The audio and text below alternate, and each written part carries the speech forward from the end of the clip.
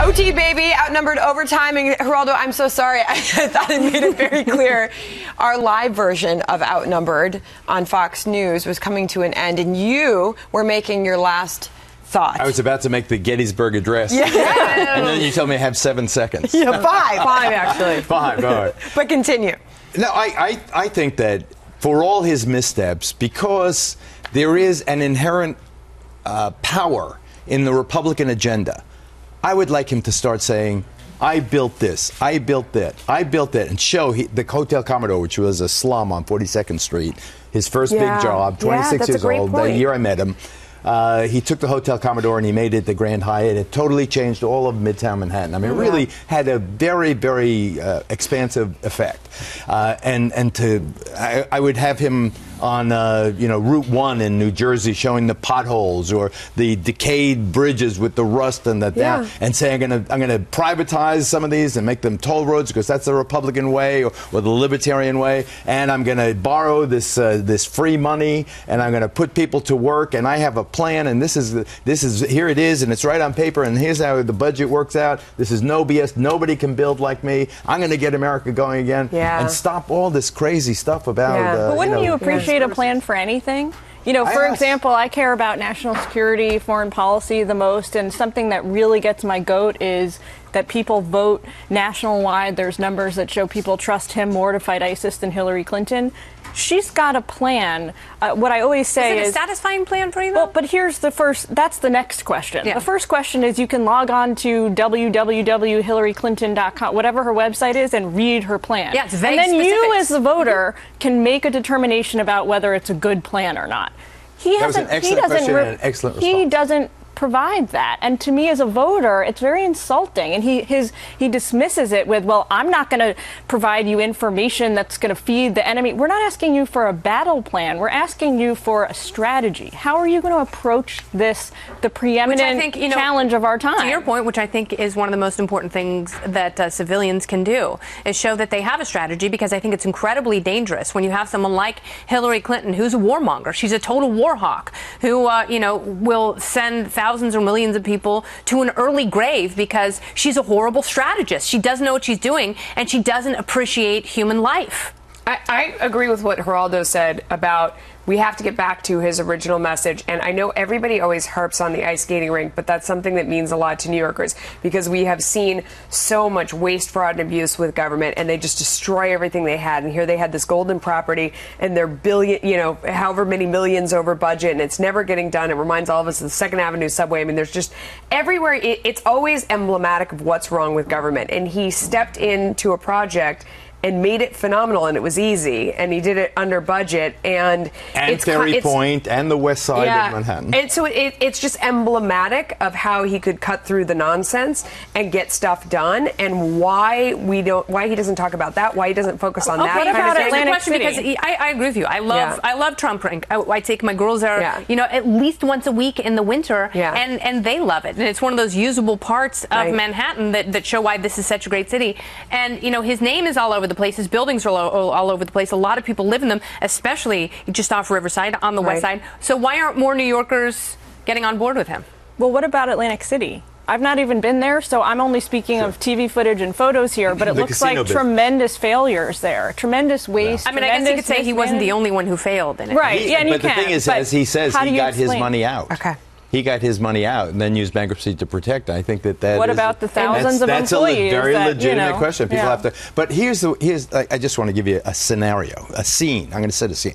Here's Benjamin Netanyahu. Here's Mahmoud Abbas of Fatah, the Palestinian leader, and there's Donald Trump in a room. Donald Trump has said he is not one-sided about the Middle East. He's not one-sided about Israel. I could see Donald Trump in my mind's eye negotiating the way he negotiated to get the most over-organized neighborhood on earth, the west side of New York, got them finally to agree to replace derelict piers with beautiful housing. I can see Donald Trump saying to Bibi and to Mahmoud, come on, I'll give it, you take him up to Bethlehem Street. Okay, you're going to get the east side of Jerusalem Tower, and you get the Jaffa Gate, and listen, you got to do this, otherwise, and I'm going to put American money and troops there, and I'm going to help you, and that wall's really, I could see him breaking a logjam with the skills he has as a negotiator, and that's the Donald Trump that I envisioned, not this crazy, loon going off on you Second Amendment people, do your thing. But like you said, he needs to come forward and do that himself. I agree. He's got to make that argument. And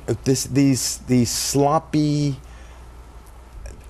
If you're telling a joke, it's got to be a good joke. It's got to have a structure, a point, understandable, and a punchline, and then you move on. Yeah. And you've got to test it. And it should be funny. Yeah, that's the thing. Like, if he were funny, it'd be a lot easier to say, oh, well, he was just screwing around. Like, come on. He's it's not like, funny. what, the guy can't have a sense of humor? And then, but the problem is when he says these things, there's not enough differentiation, because with the Second Amendment thing, it's not the time to be funny, but it is the time to add the line about the base and rallying and getting out the vote. And he can say that, and it would be easy, and it would clarify. It's 3 sentences instead of one stupid statement. Yeah. Right. And then it would also give conservatives a great punchback, which is, oh, well, liberals just don't get humor. They're not funny. They're too serious and straight-laced. I don't even think it would have come up if he had framed it right. He could have appealed to that very important voting bloc in a clean way that would have been a net positive. But I have to go back, and this is like a coup attempt.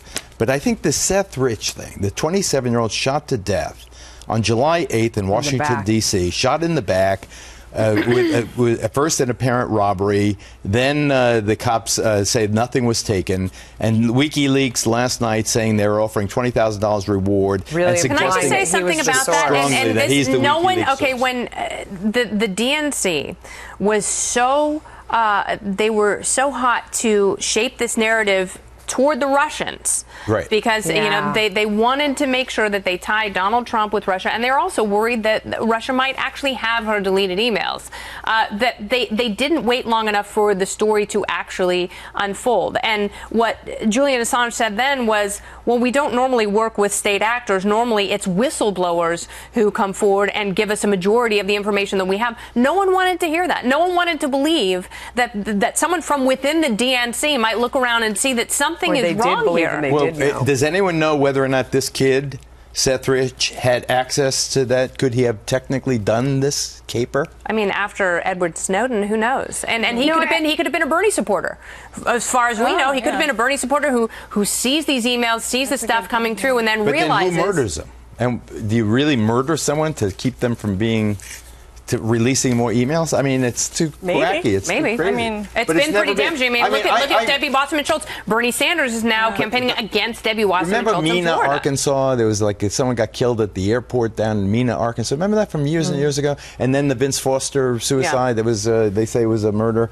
And then Whitewater and the stealing the crockery in the White House and all that stuff. I mean, every Clinton scandal that I have seen and investigated has proved to be false, except for Monica Lewinsky and the women thing, that which resulted in his impeachment. Yeah. But every one of those conspiracies has proven false, and that's why I'm so disappointed about Republicans wasting time with Benghazi, and you put those parents on time and time again. But and that's where the meat always was. The meat was always there. Always at the foundation. Always there. The email. I would just say I know I agree to a certain extent with what you're saying. A lot of these attacks have been a waste of time. The email to me is different. Just as somebody just who the fact of the private server. The fact of the private server is really problematic to me. I've worked in government. I've worked at state NSC with a top secret security clearance with classified email systems. You can't have an organization like the State Department. I was an intern there in 2004 and 5. You can't have an organization where you ask the interns to follow the security protocol, yet the Secretary of State is exempt. Fair enough. The organization falls apart. And it's the State Department. If you had done a fraction of what she did with her email server. I shudder to think what would have happened to me. But as a responsible person, I wasn't even very old. I was in my early 20s. Well, as a responsible I wanted person, to be. I didn't. I wanted to comply with the policy. You're a responsible, ethical person. As a responsible, ethical person, don't you think when Doug Band reached out to Huma Abedin for that introduction to the U.S. ambassador to Lebanon, don't you think she should have said, I am ethically constrained. I cannot give you that information. My boss has signed documentation position that she's no longer going to be involved with the Clinton Foundation. Yeah, in an ideal world, I'll say absolutely. But you're mistaken if you think that kind of favoring doesn't happen both sides all day, 100 million times a day. It's bigger. Millennials want a third-party candidate. Exactly. I mean, it's a bigger issue than just this one set of 44 emails. This is a systemic problem that we need to fix in this country. Very good. Thank you, Sandra. This has been great. Anyway, has Sandra been engaged? No. What are you doing? Sandra just set up a dinner date. I'm checking all the social media coming in. It was really hard to find the perfect thing. Wonderful. Thank you so much. So anyway, thank you everybody for logging on and watching, and we'll see you tomorrow at noon. Perfect.